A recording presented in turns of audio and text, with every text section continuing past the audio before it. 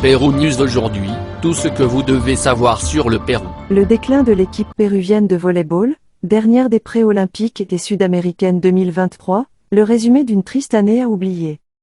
Après avoir perdu contre l'Argentine à Tokyo, les Blanquirora ont mis fin à une saison au cours de laquelle ils ont touché le fond comme jamais auparavant dans leur histoire.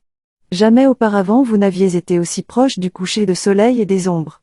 Ou plutôt, on n'avait jamais connu auparavant le crépuscule et l'obscurité.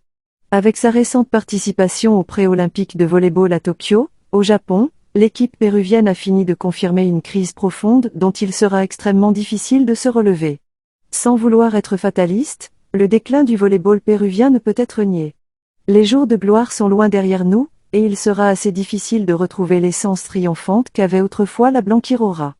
En 2023, l'équipe dirigée par Francisco Hervás a touché le fond à plusieurs reprises.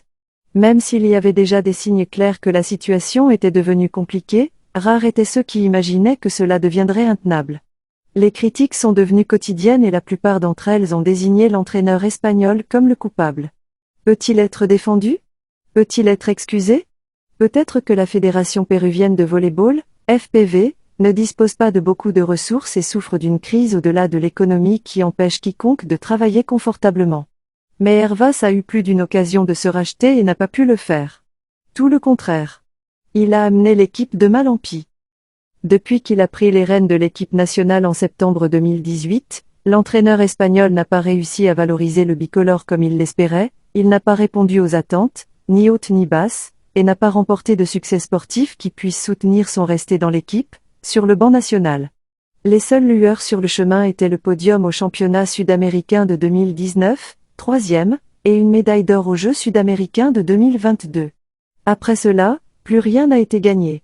Petit à petit, l'équipe s'est dégradée jusqu'à arriver à l'agonie d'aujourd'hui. Le bref résumé d'une année triste et inoubliable du volley-ball péruvien, qui en d'autres temps semblait vigoureux et réussi. L'année 2023 a été difficile pour l'équipe péruvienne de football.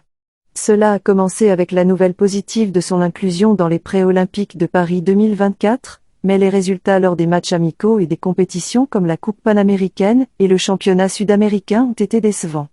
Il y a eu des controverses extrasportives, notamment une dispute avec la joueuse Angela Leiva.